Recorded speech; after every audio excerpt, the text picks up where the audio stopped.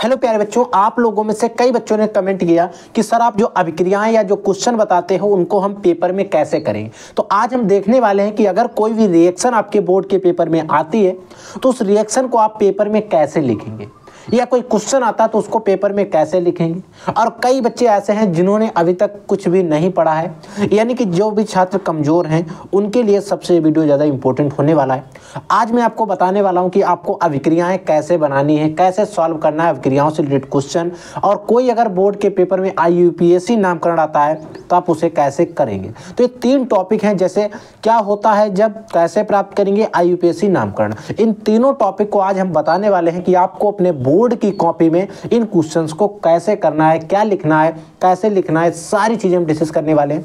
अगर आप इस तरीके से आप लिखते हैं तो मैं कहता हूँ 1 नंबर की तो बात छोड़ जाओ, आधा नंबर भी एग्जामिनर नहीं काट पाएगा। अगर आप ये नियम फॉलो करते हैं, रूल फॉलो करते हैं, तो मैं कहता हूँ आपको पूरे नंबर मिल जाएंगे।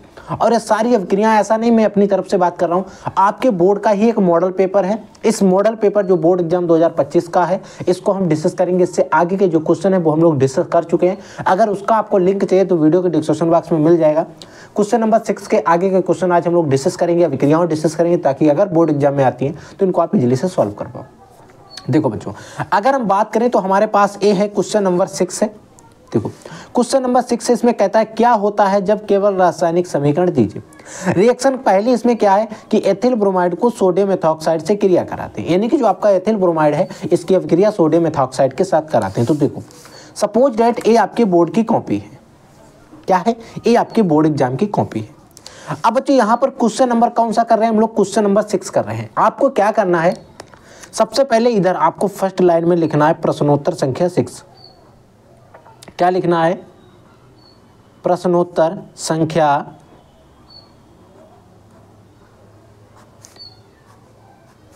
संख्या 6। क्या लिखना है, प्रश्नोत्तर संख्या 6। और इस तरीके से इस पे थोड़ी आपको डिजाइन कर देनी है जिससे आपको लगे यहाँ पर कोई क्वेश्चन लिखा गया है, एग्जामिनर को भी लगे और एकदम हाईलाइट हो जाए, उसको पता चल जाए यहाँ पर कोई क्वेश्चन की बात हो रही है। इस तरीके से आपको लिख देना है और इसके नीचे आपको इस तरीके से एक अंडरलाइन भी कर देनी है। आप उससे कर दें, स्केच से थोड़ा अच्छा हो जाएगा, ठीक है। मेरी थोड़ी टेढ़ी हो सकती है बट आप स्केच से करेंगे जो आपका कान उसका, तो आप इसकी जो अंडरलाइन है वो पटरी से कर देंगे ताकि थोड़ा एकदम स्ट्रेट बन जाए, सीधी बन जाए, ठीक है। अब ये क्वेश्चन नंबर फर्स्ट 6 है। अब इस क्वेश्चन नंबर 6 में हम कौन सा खंड करेंगे, तो हम इधर लिखेंगे क्वेश्चन नंबर 6 का कौन सा खंड हल कर रहे हैं, का खंड हल कर रहे हैं। का खंड है क्या, क्या होता है जब, इधर आप हेडिंग लगा देंगे, क्या होता है जब। इधर कह रहा केवल रासायनिक समीकरण दीजिए, केवल रासायनिक, केवल रासायनिक समीकरण दीजिए, रासायनिक समीकरण दीजिए। अब देखो ये आपने लिख दिया। अब एक क्वेश्चन आपको एग्जामिनर पता चल जाएगा क्या पूछ रहा है। अब मैं ऐसा नहीं कहूँगा आपके पास अगर कोई न्यूमेरिकल पूछ रहा है उसको भी आप कॉपी पे लिखो, मत लिखो, नहीं लिखने की जरूरत है। यहाँ पर एक से 2 लाइन लिखना है तो वो तो आप लिख ही सकते हैं। अब इसका देखो, इसका आई पॉइंट यानी कि जो पहला पॉइंट है वो क्या कह रहा है, इसमें कह रहा है कि एथिल ब्रोमाइड को सोडियम एथॉक्साइड के साथ अभिक्रिया कराते हैं। यानी कि अगर आप चाहें तो इसे भी लिख लें, अन्यथा आप नहीं लिखते तब भी कोई टेंशन नहीं, बट मैं आपको सजेशन दूंगा कि आप इसे भी, एक लाइन और है इसमें भी लिख लें। क्या क्वेश्चन है कि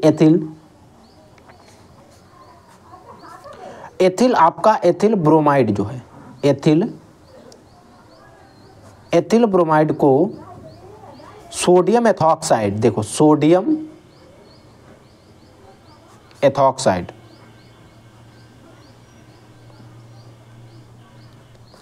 एथिल ब्रोमाइड जो है इसको सोडियम एथॉक्साइड से अभिक्रिया कराते हैं, से अभिक्रिया, मैं शॉर्टकट में लिख देता हूं, अभिक्रिया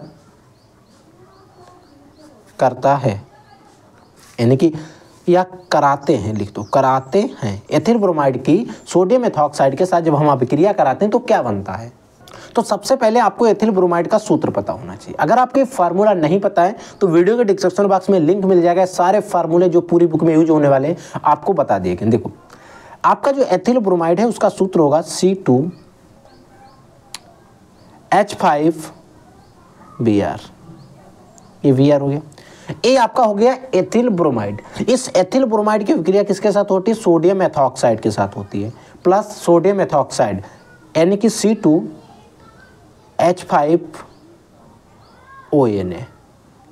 ए आपका हो गया सोडियम एथॉक्साइड। इसके साथ जब इसकी अभिक्रिया होती तो बनता क्या है? देखो ये देखो, इसका नाम तो आपको पता ही है क्या है, एथिल ब्रोमाइड है, और ये आपका सोडियम एथॉक्साइड, इनके नाम तो यहीं पर लिखा गया। अब इनकी जब अभिक्रिया बनती तो होता क्या है? देखो C2H5 सिंगल बॉन्ड O, इधर भी C2H5 ए बन जाता है आपका। क्या होता है? इसका जो O है, ONA जो है, इसका ENA निकल जाएगा और इसका BR निकल जाएगा, और ये दोनों ENA BR जो है एक अलग निकल जाते हैं, और जो बचा हुआ वो डायरेक्टली जुड़ जाता है, यानी कि आपका NaBr इधर निकल जाएगा, और ये आपको एक कंपाउंड बन रहा है, और रिएक्शन जो है हमारी इजीली से बैलेंस भी है।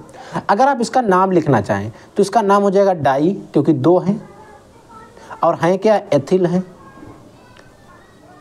डाई एथिल ईथर, इसका नाम हो जाएगा IUPAC नाम हो जाएगा। तो ये जो हमारी पहली रिएक्शन है हमने इसको कंप्लीट कर दिया। अगर आप इस तरीके से लिख देते हैं आपको पूरे नंबर मिल जाएंगे 110%। ठीक है, अब देखो ये तो आपका पहला पॉइंट हो गया। अब इसका दूसरा वाला देखो, दूसरे में कह रहा है कि क्लोरोबेंजीन नाइट्रिक अम्ल से अभिक्रिया करती है, यानी कि क्लोरोबेंजीन नाइट्रिक अम्ल से अभिक्रिया करता है। देखो क्लोरोबेंजीन, पहले आप क्वेश्चन लिख लो, क्लोरोबेंजीन,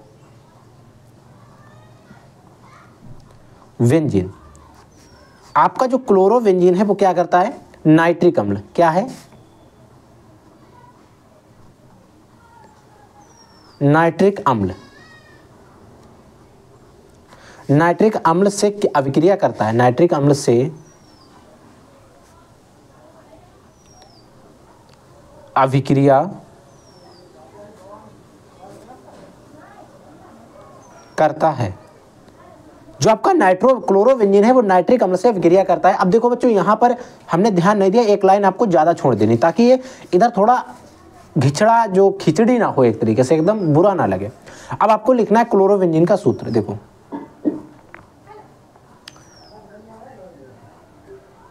क्लोरोबेंजीन का सूत्र इस प्रकार से होता है, ये आपका क्लोरोबेंजीन हो गया, इसकी अभिक्रिया किसके साथ होती है? नाइट्रिक अम्ल के साथ। नाइट्रिक अम्ल का सूत्र होता है HNO3 के साथ। जब इसकी अभिक्रिया होती तो बनता क्या? ध्यान से देखो,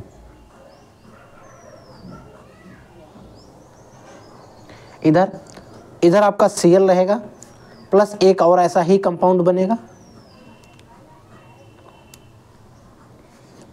इसमें भी टॉपर Cl ही रहेगा। इधर देखो, इस वाले कार्बन पर आपका यहाँ पर रहेगा NO2, और इसमें क्या रहेगा? नीचे रहेगा NO2। अब आपको पता होना चाहिए इनका नाम क्या होगा। नाम आपको पता है? नहीं होगा। देखो इसका नाम हो जाएगा आर्थो। आर्थो का मतलब O, नाइट्रो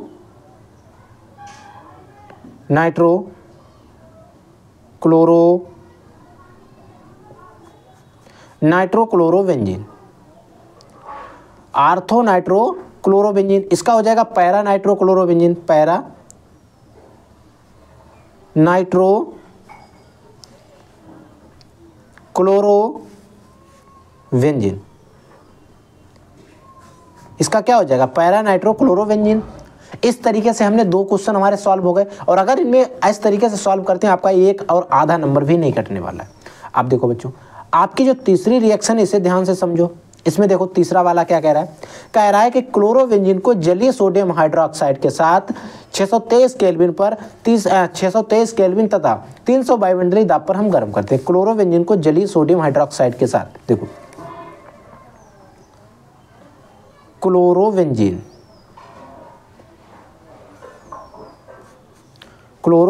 को जलीय सोडियम हाइड्रोक्साइड, जलीय सोडियम हाइड्रोक्साइड के साथ 623 केल्विन तथा 300 वायुमंडलीय 300 वायुमंडलीय दाब पर गर्म करते हैं, दाब पर गर्म करते हैं। ठीक है, एक क्वेश्चन है। अब देखो, हो सकता है आपको क्वेश्चन पढ़ने से ऐसा लग रहा हो कि ओ माय गॉड कैसे होगा, कितना बड़ा क्वेश्चन। नहीं है बड़ा। देखो इधर आपका क्लोरोविंजिन है, क्लोरोविंजिन का सूत्र लिख लो सबसे पहले। ये आपका सीएल क्लोरोविंजिन का सूत्र हो गया। ये क्या कह रहा है, जलीय सोडियम हाइड्रोक्साइड 623 केल्विन के साथ 623 केल्विन तथा 300 वायुमंडलीय दाब पर गर्म करते हैं। देखो जो आपका जलीय सोडियम हाइड्रोक्साइड है यानी कि बच्चों EnAOH होता है, इसको क्या करते हैं, आपका ताप कितना है 623 केल्विन है, आपका दाब कितना है 300 वायुमंडलीय दाब यानी कि 300 ATM दाब लगाते हैं। होता है क्या है, देखो इसका OH निकल के इसके ऊपर आ जाएगा, बस और कुछ नहीं होगा। ये आपकी बेंजीन की रिंग हो गई। इसमें क्या होगा, आपका OH इधर आ जाएगा प्लस आपका ENA इधर वाला और CLA वाला नीचे आ जाएगा, ENACl जो है आपका निकल जाएगा, बस यही आपका बन जाएगा। अब इसका नाम जो है बच्चों, ये आपका फिनोल है। क्या है, फिनोल है। बैलेंस रिएक्शन एकदम बेहतरीन तरीके से बन गई। तो इस तरीके से हमें बनाना था, एकदम छोटी रिएक्शन थी। अगला देखो, चौथी रिएक्शन है। चौथा क्वेश्चन कह रहा है क्लोरोवेंजिन सल्फ्यूरिक अम्ल के साथ अभिक्रिया करता है। देखो आपकी जो चौथी वो क्या कह रहा है, क्लोरोवेंजिन जो है क्या है कि क्लोरोवेंजिन सल्फ्यूरिक अम्ल के साथ अभिक्रिया करता है। क्लोरोवेंजिन का सूत्र लिख लें, ये होता है C6H5Cl। आप ऐसे भी लिख सकते हैं, ये भी क्लोरोवेंजिन का सूत्र होता है, बट वहाँ जहाँ पर हमने बात की वहाँ पर हमेशा हमें रिंग की ही आवश्यकता पड़ती है। क्लोरोवेंजिन सल्फ्यूरिक अम्ल, सल्फ्यूरिक अम्ल का सूत्र लिख, या देखो सूत्र लिखेंगे फिर कन्फ्यूजन हो जाएगा। सल्फ्यू होता है, आधा फा है बच्चों, सल्फ्यूरिक। क्लोरोवेंजिन सल्फ्यूरिक अम्ल एसिड के साथ अभिक्रिया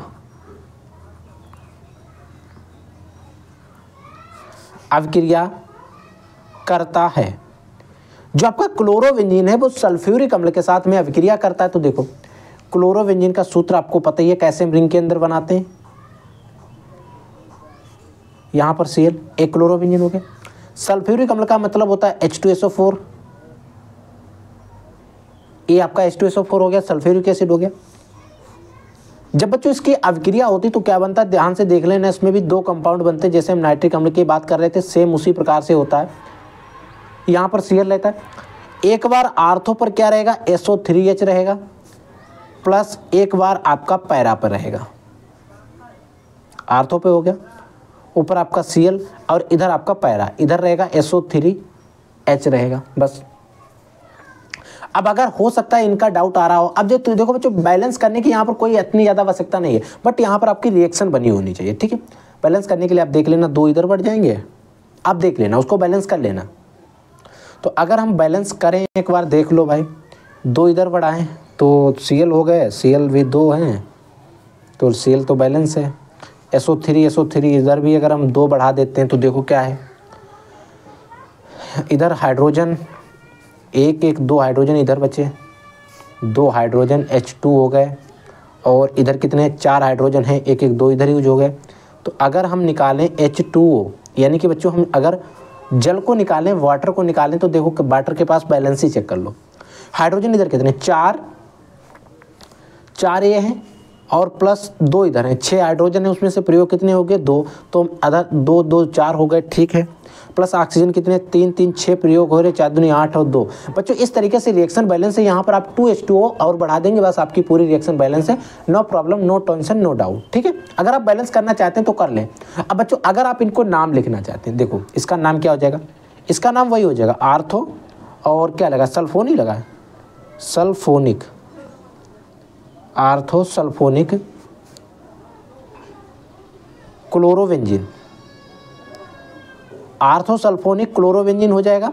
और इसका बच्चों हो जाएगा पैरासल्फोनिक क्लोरोवेंजिन, आप लोग लिख लेंगे पैरासल्फोनिक क्लोरोवेंजिन, बस यही नाम हो जाएंगे। ठीक, अब बच्चों 4 तो हो गए, हमारी 5वीं कह रहा है कि एथिल क्लोराइड को जलीय KOH के साथ गर्म करते हैं। जो आपका एथिल क्लोराइड है,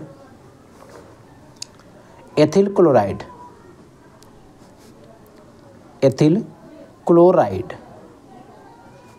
ये आपका एथिल क्लोराइड होगा। इसका करते क्या, इस एथिल क्लोराइड को जलीय KOH के साथ गर्म करते हैं। एथिल क्लोराइड को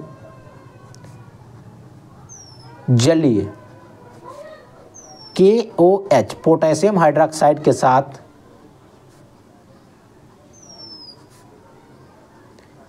गर्म करते हैं। देखो जो आपका एथिल क्लोराइड है, इसको पोटेशियम हाइड्रोक्साइड के साथ हम जब हीट करते हैं, एथिल क्लोराइड का सूत्र हो जाएगा C2H5Cl हो जाएगा। जैसे एथिल ब्रोमाइड का लिखा था सेम उसी प्रकार से इसको जलीय KOH के साथ हम हीट करते हैं। आप यहाँ पर लिख दें गर्म करते हैं या इस तरीके से सिंबल बना दें। होता क्या, इसका OH निकल जाता है, C2H5OH बन जाएगा, प्लस आपका K जो है Cl के साथ में निकल जाएगा। इसका नाम हो जाएगा बच्चों एथिल अल्कोहल,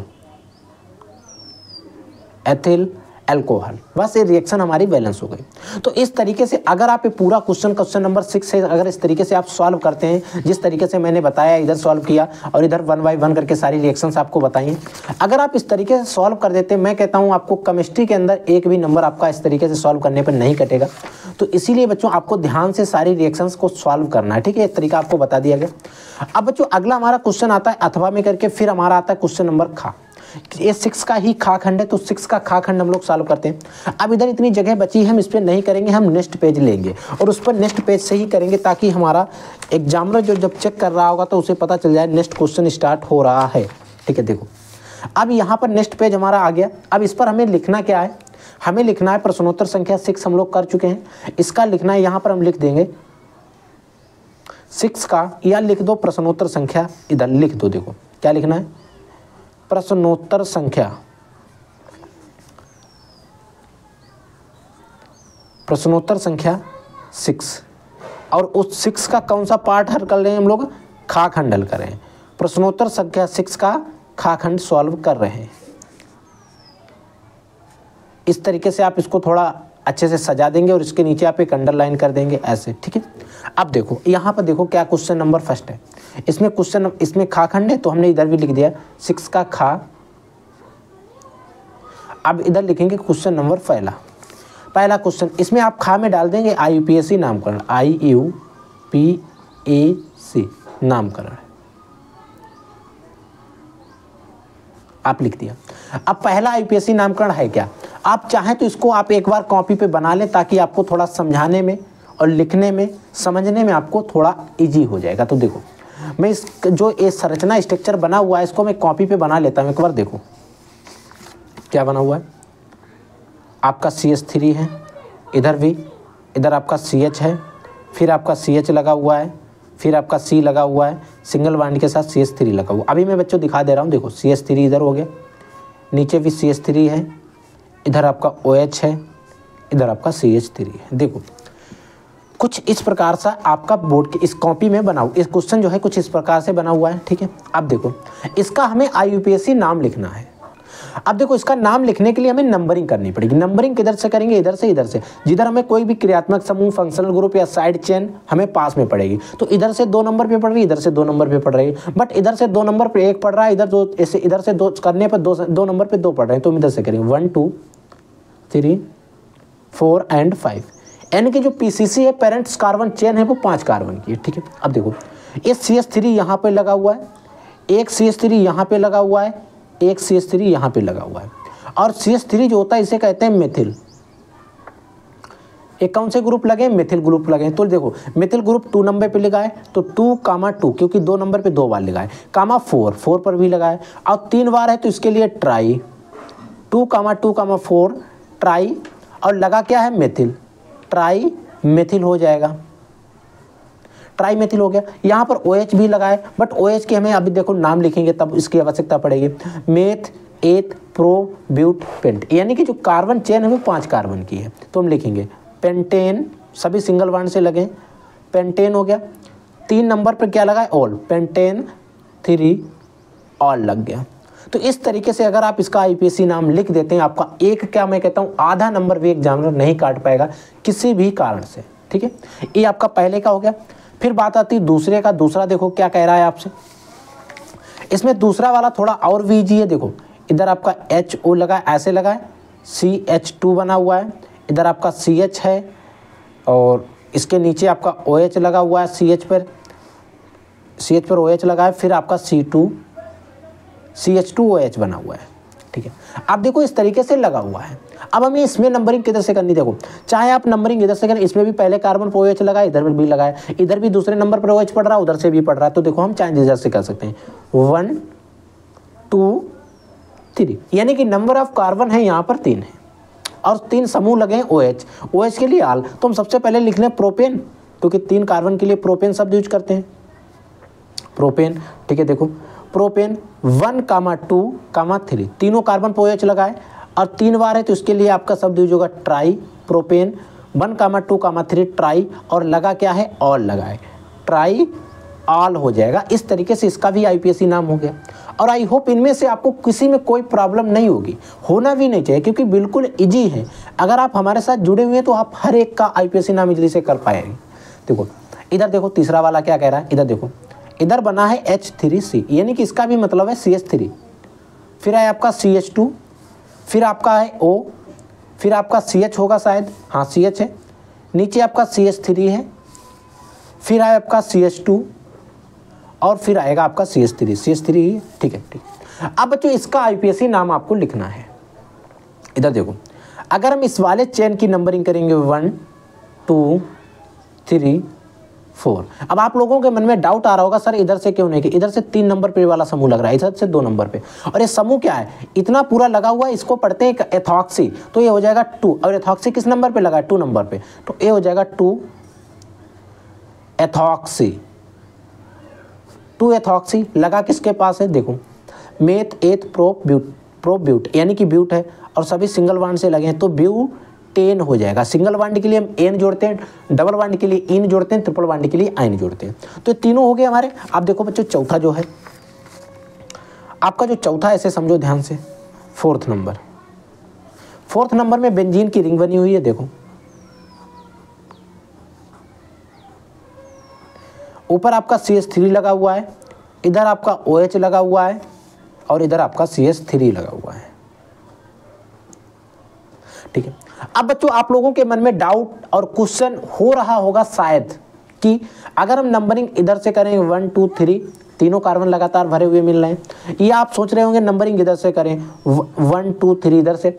और बच्चों ये जो OH लगा ये क्या है, फंक्शनल ग्रुप है, यानी कि जिसको हम क्रियात्मक समूह कहते हैं, और OH क्या है, एक साइड चेन है, SC साइड चेन है, ये साइड चेन है, फंक्शनल ग्रुप है, तो हमें वरीयता किसको देनी है, फंक्शनल ग्रुप को देनी है, फंक्शनल ग्रुप को फर्स्ट पीरियोडिक देना है। तो देखो नंबरिंग हम इधर से करें 1, ये तो हमें कंफर्म हो गया, इसे तो हमें 1 नंबर ही देना है।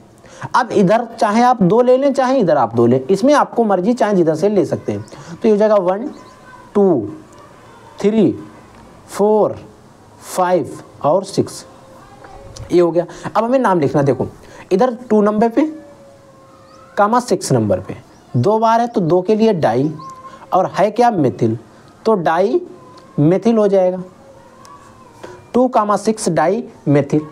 अब लगा क्या है, किस इस पूरी रिंग को क्या पढ़ेंगे, OH लगा हुआ है, तो इसका मतलब ये हो जाएगा फिनॉल, डाई मिथिल फिनॉल, ये आपका डाई मिथिल फिनॉल हो गया। जैसे हम डाई मिथिल अगर Cl लगा होता तो क्लोरोबेंजीन कह देते, Cl होता तो फिर अलग चीज़ हो जाती, तो वो भी साइड चेन ही एक है एक तरीके से, बट वो एक हाइड्रोजन है। तो इस तरीके से हम इसका IPSC नाम कर लेंगे, समझ में आ गया। अब अगर सोचो ये बेड़ा OH फिनॉल की रिंग है, उस पर 2 CH3 लगे, अब अगर ये CH3 नहीं होता तो फिर हम इधर से नंबरिंग इधर से करते 1 2 3, चाहे इधर से करते 1 2 3, एक ही होता। ठीक, अब देखो अगला बच्चों आपका 5th नंबर क्या है, इसको ध्यान से देखना, ये है आपका है H3C, सिंगल बॉन्ड CH है, सिंगल बॉन्ड CH है, सिंगल बॉन्ड CH है, सिंगल बॉन्ड CH2 OH है, इधर आपका CH3 है, इधर भी आपका CH3 है, इधर आपका Cl है। ये आपका कंपाउंड है, इसका हमें नाम लिखना है। देखो अब इसमें इधर से नंबरिंग करें या इधर से करें, तो बच्चों जाहिर सी बात इधर फंक्शनल ग्रुप लगा, इधर से नंबरिंग कर देंगे 1 2 3 4 एंड 5। नंबर ऑफ कार्बन कितने, 5, यानी कि जो चेन है वो कितने कार्बन की, 5 कार्बन की। अब यहाँ पर देखो ये Cl लगा हुआ है, इधर आपका मिथिल लगा हुआ है, ये भी मिथिल लगा है, और Cl को पढ़ते हैं क्लोरो, और CH3 को पढ़ते हैं मेथिल। मेथिल में आपका अल्फाबेट M आता है, क्लोरो में आपका अल्फाबेट C आता है। तो अब हम जब ABCD पढ़ते हैं तो C पहले आता है या M पहले आता है, तो जायज़ सी बात है C पहले आता है, तो हम C को पहले लिखेंगे। C कितने कार्बन पे लगा है? 4 कार्बन पे लगा है, तो हम लिखेंगे 4 क्लोरो। क्या हो जाएगा? 4 क्लोरो। अगर 2 से 3 बार होता तो ट्राई क्लोरो, डाई क्लोरो, जितनी बार होता 4 क्लोरो, 2, 3। ये देखो 2 नंबर पे और 3 नंबर पे 2, 3 और 2 बार है तो इसके लिए डाई, और है क्या? मेथिल है, तो डाई मेथिल हो जाएगा। पूरी चेन कितने कार्बन की? 5 कार्बन की। 5 कार्बन के लिए पेंटेन, तो ये हो जाएगा पेंटेन, डाई मेथिल पेंटेन। अब देखो OH किस कार्बन पे लगा है? 1 कार्बन, पेंटेन 1 ऑल हो गया। लो, तो ये पांचों IPSC हो गए, तो यानी कि 5 नंबर ये भी आपके फिक्स हो गए। तो इस तरीके से हमने कर लिया। अब बच्चों इसको अगर आपको आता है तो आप IPSC करें, या फिर अथवा में आपके पास एक और चांस है, आप इन अवक्रियाओं को कर सकते हैं। ये सारी अवक्रियाएं अगर आप करना चाहें तो करें, अन्यथा इसकी जरूरत है नहीं, क्योंकि आप चाहें तो अवक्रियाएं करें, चाहें तो IPSC करें, कोई एक ही आपको करना था, अथवा में दिया गया था। तो हम इसको छोड़ देते क्योंकि हम लोगों ने IPSC को इजली से कर लिया। अब फिर बात आती है सर बच्चों क्वेश्चन नंबर 5 की, सॉरी क्वेश्चन नंबर 7 की। अब क्वेश्चन नंबर 7 है, फिर हम न्यू पेज से स्टार्ट करेंगे। देखो क्या है, प्रश्नोत्तर संख्या 7 डालेंगे। क्या डालेंगे? इधर हम डालेंगे सबसे पहले प्रश्नोत्तर संख्या 7, फिर हम बताते हैं क्या करना है। देखो क्या डालना है, प्रश्नोत्तर संख्या 7, प्रश्नोत्तर संख्या 7। और इस तरीके से हम इसको भी थोड़ा बहुत मल्टीप्लिकेशन कर दे, इसका भी लीप पोत कर हम इसका मेकअप कर देते हैं। अच्छा लग रहा है? ठीक है, ये आपका हो गया प्रश्नोत्तर संख्या 7। अब प्रश्नोत्तर संख्या 7 का हम करेंगे का खंड। तो 7 का कौन सा खंड कर रहे हैं हम लोग? का खंड कर रहे हैं। ठीक है, देखो क्या कह रहा है कि निम्नलिखित परिवर्तन के केवल रासायनिक समीकरण लिखो। यानी कि निम्नलिखित परिवर्तन यानी कि कैसे प्राप्त करोगे? नहीं परिवर्तन, हाँ कैसे प्राप्त करोगे। ठीक है, क्या है? निम्नलिखित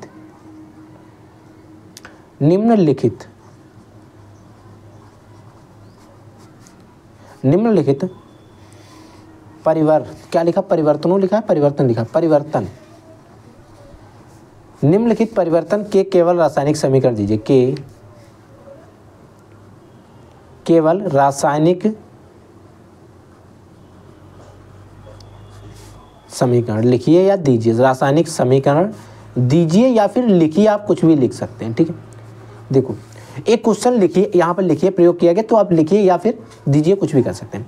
अब एक क्वेश्चन पहला हो गया, क्वेश्चन नंबर 7 का हो गया। इसका पहला पॉइंट देखो क्या कह रहा है, ब्यूटेन 1 ऑल से ब्यूटेनोइक एसिड, यानी कि जो आपके पास ब्यूटेन 1 ऑल है इससे ब्यूटेनोइक एसिड तो लिख देते हैं। ब्यूटेन 1 ऑल, जो आपका ब्यूटेन 1 ऑल है, इस ब्यूटेन 1 ऑल से आपको प्राप्त करना है ब्यूटेनोइक अम्ल। तो आपको क्या करना है, ब्यूटेन 1 ऑल अगर है आपके पास तो इस ब्यूटेन 1 ऑल से आपको ब्यूटेनोइक एसिड जो है वो बनाना है। तो जब आप ब्यूटेन 1 ऑल से ब्यूटेनोइक एसिड बनाएंगे तो देखो ब्यूटेन 1 ऑल का सूत्र क्या होगा? CH3 CH2OH। ये आपका butane meth eth pro but, हाँ ब्यूटेन 1 ऑल का आपका सूत्र हो जाएगा। इधर से नंबरिंग 1 2 3 4 कार्बन है तो इसके लिए ब्यूटेन और 1 नंबर पे OH लगा तो ब्यूटेन 1 ऑल हो जाएगा। इससे प्राप्त करना क्या है? Butanoic acid. ब्यूटेनोइक एसिड प्राप्त करने के लिए यहाँ पर देखो सबसे मेन बात है उपस्थिति की। उपस्थिति याद रखनी किसकी किसकी रहती है?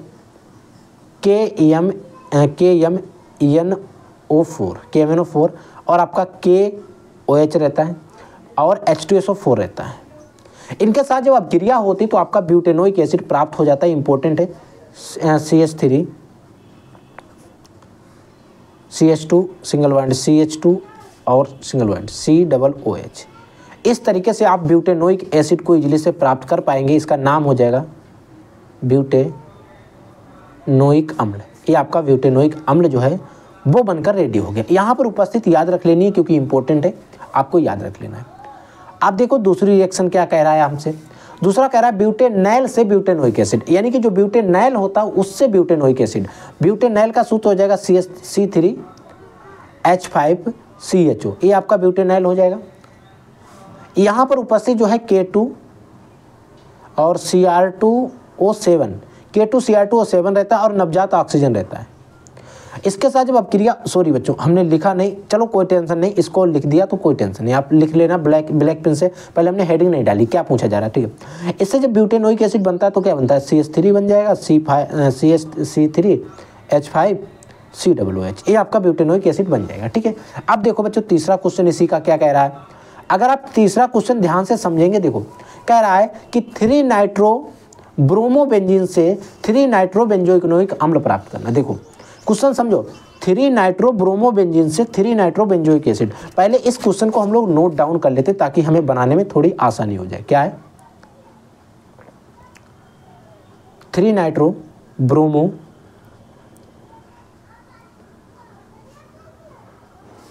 बेंजीन, ठीक है, बेंजीन, 3 नाइट्रो ब्रोमोबेंजीन से 3 नाइट्रो ब्रोमोबेंजीन से 3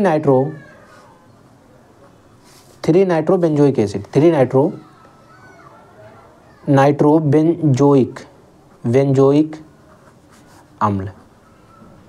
अम्ल को इंग्लिश में कहते हैं एसिड, ठीक है।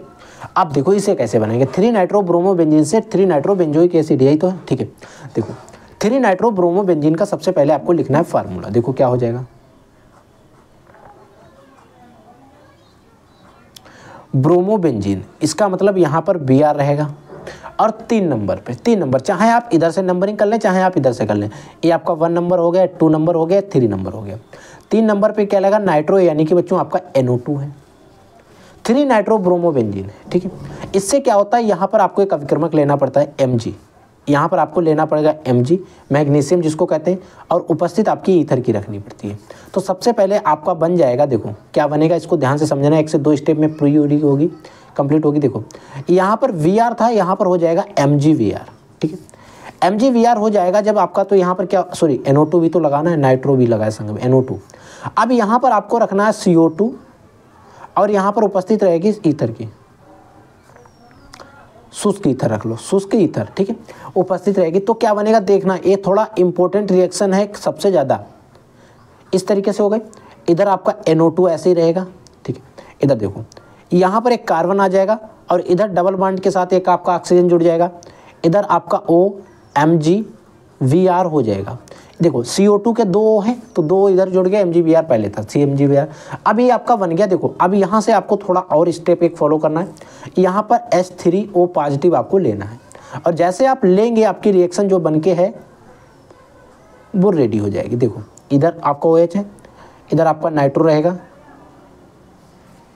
क्या रहा, 3 नाइट्रोबेंजीन ब्रोमोबेंजीन, ठीक है। देखो इधर आपका COOH आ जाएगा, ठीक है। अब यही इसी का नाम है 3 नाइट्रोबेंजोइक अम्ल, ये आपका है 3 नाइट्रोबेंजोइक अम्ल। इस तरीके से बताना है, इंपॉर्टेंट अभिक्रिया है बच्चों, मैं कहता हूँ इसे 1 से 2 बार लिखकर प्रैक्टिस कर लेना, तैयार करके ही बोर्ड के पेपर में जाना। आई होप समझ में आ गई होगी। तो 3 तो हम लोगों ने डिस्कस कर लिए हैं, अब बात आती है सर चौथी बताओ। तो देखो 4th नंबर है, इसे भी ध्यान से देख लो। 4th में कह रहा है कि बेंजिल अल्कोहल से फेनिल एथेनोइक अम्ल। देखो आपके पास है बेंजिल अल्कोहल, देखो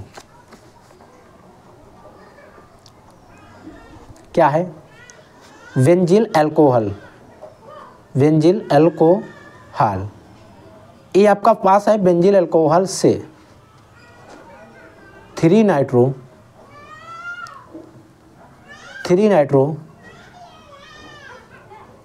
बेंजोइक अम्ल, ये आपके पास है। इससे बेंजिल अल्कोहल से 3 नाइट्रो बेंजोइक एसिड हमें प्राप्त करना है। तो देखो कैसे प्राप्त करेंगे, ध्यान से समझना। 3 नाइट्रो बेंजोइक एसिड कैसे हो गया भाई, गलत है, से फेनिल है बच्चों, फेनिल गलत लिख गया, फेनिल एथेनोइक, ये बच्चों ये एथेनोइक अम्ल। देखो ये थोड़ी इंपॉर्टेंट रिएक्शन है, ध्यान से समझ लेना, क्योंकि अगर बोर्ड के पेपर में आती है तो आप इसे इजीली से सॉल्व कर पाएंगे। देखो इंपॉर्टेंट रिएक्शन है, ध्यान से देखना। देखो अगर हम बात करें बेंजिल अल्कोहल तो सूत्र हो जाएगा C6H5CH2 OH। ये आपका पास बेंजील अल्कोहल हो गया। इस पर क्रिया किसकी कराएंगे? HBr की उपस्थिति में इसको हीट करेंगे और P+Br2 रहेगा।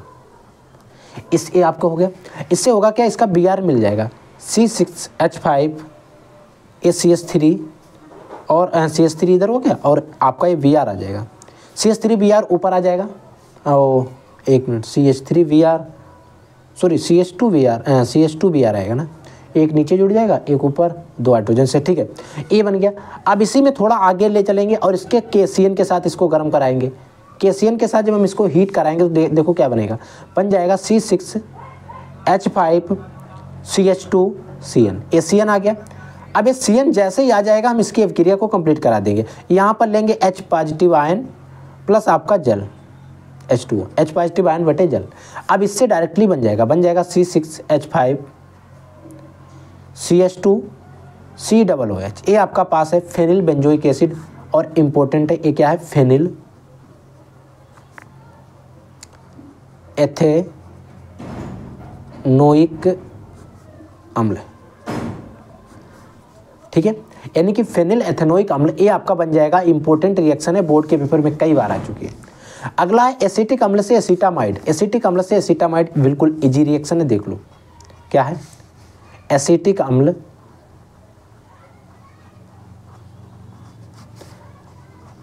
एसिटिक अम्ल से क्या है? एसिटामाइड बनाना, एसिटामाइड, ठीक है। एसिटामाइड, एसिटिक अम्ल से एसिटामाइड बनाना। देखो एसिटिक अम्ल का सूत्र आपको पता है क्या होता है? CH3 और COOH होता है, एसिटिक अम्ल हो गया। इससे बनाना एसिटामाइड, हम इस पर जाहिर सी बात NH3 लेंगे। NH3 की लेकर CH3 COONH4 बनाएंगे।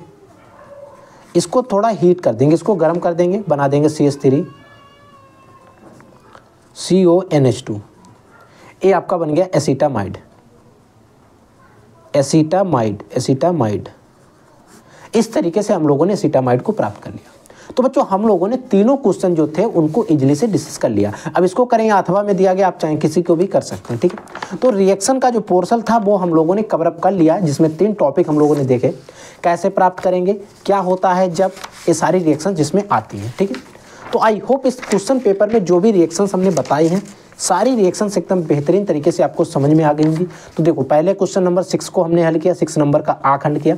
इस तरीके से हमने विधिवत तरीके से लिखा कहाँ पर किससे क्या करना है। फिर ये जब फिनिश हुआ तो हमने 6 का खा खंड किया, इसको अच्छे से लिखा, फिनिश किया, IPSC नामकरण किया। फिर हमें अगला क्वेश्चन हमने किया क्वेश्चन नंबर 7 का काक पॉइंट, और इसमें भी अभिक्रियाएं थी, इसको भी हम लोगों ने इजीली से फिनिश कर लिया। अगर बच्चों इस अभिक्रियाओं वाला पोर्शन अगर आप इस तरीके से बोर्ड के पेपर में लिख कर आते हो, और आप अगर अच्छे से लिख कर आते हो, हर एक रिएक्शन को सही से बनाते हो, मैं कहता हूँ आपका 1 नंबर भी नहीं कटेगा। यही तरीका अप्लाई करना। अगर आप लोगों को कोई डाउट, कोई क्वेश्चन रहता है तो डेफिनेटली हमसे पूछ सकते हैं, इंस्टाग्राम पे पूछ सकते हैं हमसे। इंस्टाग्राम का लिंक आपको वीडियो के डिस्क्रिप्शन बॉक्स में डलवा दिया जाएगा, वहां से जाकर आप चेकआउट कर लेना, ठीक है बच्चों। आप लोग पढ़ते रहिए, आगे बढ़ते रहिए। I will take in this class. तब तक के लिए जय हिंद, वंदे मातरम।